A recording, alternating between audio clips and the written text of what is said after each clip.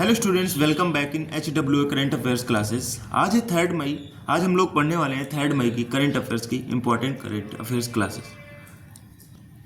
तो जो भी स्टूडेंट्स हमारे साथ नए जुड़ रहे हैं, पहली बार चैनल पर विजिट कर रहे हैं, तो आपको बस स्टार्टिंग से एंड तक क्लास में बने रहना है, तभी आपको सारे पॉइंट्स क्लियर होंगे। और साथ ही हम लोग रिवीजन करेंगे जो कि 2 मई का होगा। और लास्ट में आपसे पूछे जाएंगे 2 क्वेश्चंस जिनका आपको आंसर करना है कमेंट बॉक्स में।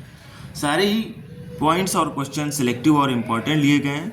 तो चलते हैं अपने पहले क्वेश्चन पे। हमारा पहला क्वेश्चन है, हाल ही में भारतीय सेना की उत्तरी कमान का general officer commanding in chief किसे नियुक्त किया गया है? ये इंपॉर्टेंट क्वेश्चन है।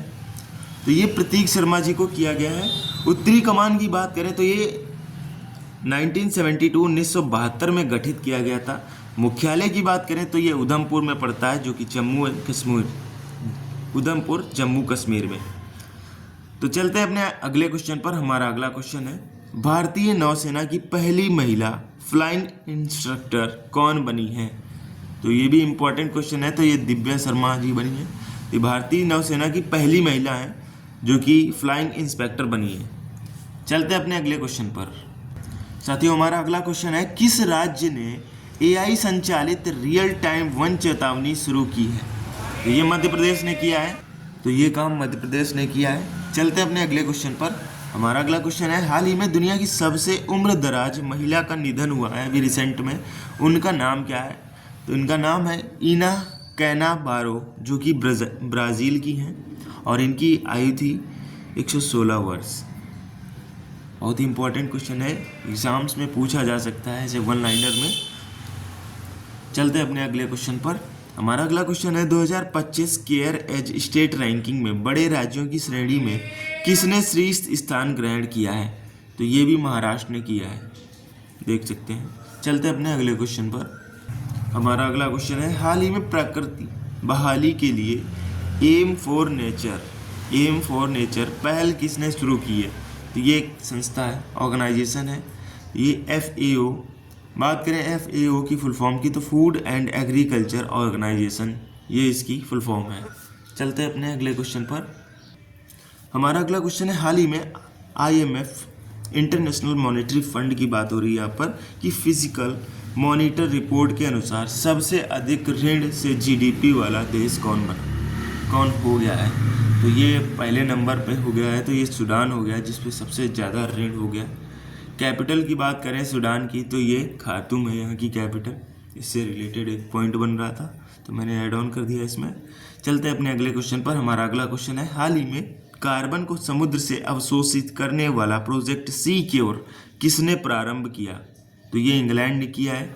हमारा अगला क्वेश्चन है, हाल ही में 38 साल बाद 3 दिवसीय राजकीय यात्रा पर नई आने वाली जोआओ मैनुअल गोंजावेल्स, ये नाम है जोआओ मैनुअल गोंजावेल्स, का संबंध किससे है?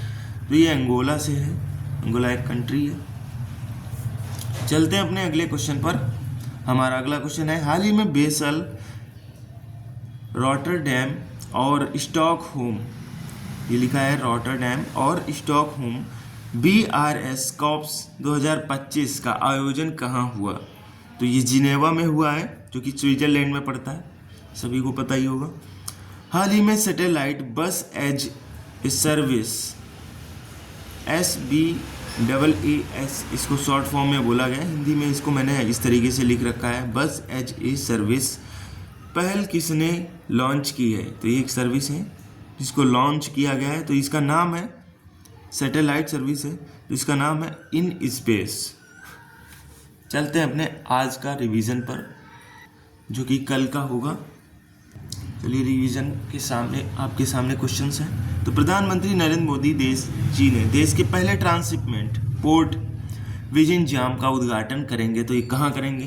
तो मैंने कल आपको बताया था, ये केरला में करेंगे। यहाँ बड़े बड़े जहाज रुक सकते हैं। अंतर्राष्ट्रीय शिपिंग रूट से 10 नॉटिकल मील की दूरी पर स्थित है ये। चलते अपने अगले क्वेश्चन पर। रूस के विजय दिवस समारोह 2025 से भारत का प्रतिनिधित्व कौन करेंगे? ये हमारे रक्षा मंत्री जो राजनाथ सिंह हैं, ये करेंगे। 1945 में रूस की सेना ने जर्मनी को आत्मसमर्पण हेतु मजबूर कर दिया था। इसी कारण अपनी विजय दिवस परेड मनाता है इसी दिन। चलते हैं अपने अगले क्वेश्चन पर। साथियों अगला क्वेश्चन है, हाल ही में केंद्रीय मंत्रिमंडल ने जाति आधारित जनगणना को मंजूरी दी है। आखिरी बार यह जनगणना कब हुई थी, ये आपको बताना है। तो ये 1931 में मंजूरी मिली थी। उस समय कुल 4147 जातियाँ थीं। 1948 में जनगणना एक्ट के थ्रू ये लागू किया गया। 1957 में 1957 में जनगणना, इसमें जातिगत आंकड़े प्रस्तुत नहीं हुए थे और ये मंजूरी दे दी गई है, जो कि 30 अप्रैल 2025 को कैबिनेट ने जातिगत जनगणना को मंजूरी दी है। ये आप देख सकते हैं, इंपॉर्टेंट डेट्स हैं सारी, अपने नोट्स में ज़रूर ऐड ऑन करें और सारे ही क्वेश्चन इंपॉर्टेंट हैं तो प्रॉपरली ध्यान से पढ़ना। हाल ही में राष्ट्रीय सुरक्षा सलाहकार का अध्यक्ष किसे नियुक्त किया गया है, तो ये आलोक जोशी जी को किया गया है। चलते हैं अपने अगले पॉइंट्स पर। हमारा अगला क्वेश्चन है रिवीजन का। प्रतिवर्ष दुनिया भर में अंतर्राष्ट्रीय मजदूर दिवस कब मनाया जाता है, तो ये 1 मई को मनाया जाता है। चलते हैं अपने अगले क्वेश्चन पर। हाल ही में भारतीय वायुसेना के उप प्रमुख बनाए गए, तो ये नर्मदेश्वर तिवारी जी बनाए गए। इन्होंने एसपी धारकर का स्थान लिया है। अब वायुसेना के प्रमुख की बात करें तो ये अमरप्रीत सिंह जी हैं और ये उप प्रमुख हैं जिनका नाम है नर्मदेश्वर तिवारी जी। चलते हैं अपने अगले क्वेश्चन पर। हमारा अगला क्वेश्चन है, 1 मई 2025 को पीएम नरेंद्र मोदी जी ने पहले वेव्स, ये शिखर सम्मेलन है, इसका नाम है वेव्स शिखर सम्मेलन 2025 का उद्घाटन कहाँ किया गया है, तो ये मुंबई में हुआ है। बात करें वेव्स की फुल फॉर्म की, तो world audio visual and entertainment summits इसकी फुल फॉर्म है और ये 1 मई से 4 मई तक चलने वाला जो शिखर सम्मेलन है। थीम की बात करें तो कॉला टू कोड इसकी थीम। चलते हैं अपने अगले क्वेश्चन पर। हमारा अगला क्वेश्चन है, हाल ही में 20वें एशियाई खेलों में किस खेल को पहली बार शामिल किया गया है, तो फर्स्ट टाइम कौन सा खेल है जो कि एशियन गेम्स में ऐड ऑन किया गया है, तो ये मिक्स्ड मार्शल आर्ट्स है, इसको फर्स्ट टाइम ऐड किया गया है। तो बात कर लेते हैं कुछ एशियन गेम्स से रिलेटेड कुछ इम्पोर्टेंट पॉइंट्स की जो एग्ज़ाम में पूछे जा सकते हैं। तो एशियन गेम्स कब का फर्स्ट एडिशन कब हुआ था, तो 1951 में हुआ था, जो कि न्यू दिल्ली में हुआ था। और इसका 19th एडिशन, मतलब कि जो लास्ट एडिशन हुआ था वो 2022 में हुआ था, ये चाइना में हुआ था। और जो होने वाला है 20th एडिशन, ये 2026 में होगा, जो कि जापान में होगा। तो आपको सारे पॉइंट्स क्लियर हो गए होंगे। चलते हैं अपने अगले क्वेश्चन पर। पहली एशियन अंडर 15 तथा अंडर 17 एशिया मुक्केबाजी चैंपियनशिप का आयोजन कहाँ हुआ, तो ये अमान में हुआ। चलते हैं अपने अगले क्वेश्चन पर।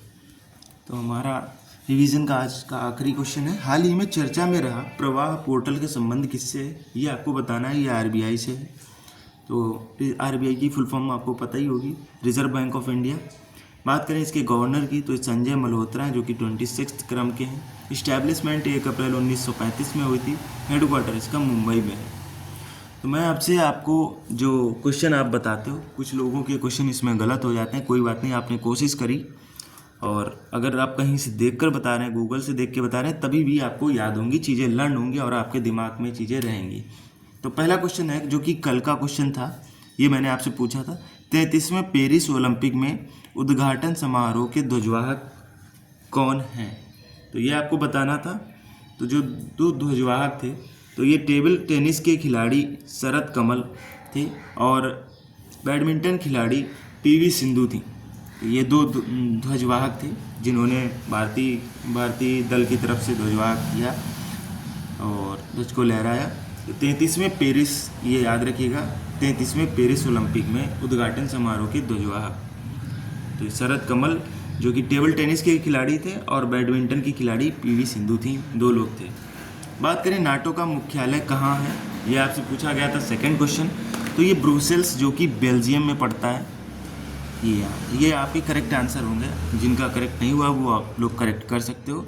चलते हैं आज के क्वेश्चन पर।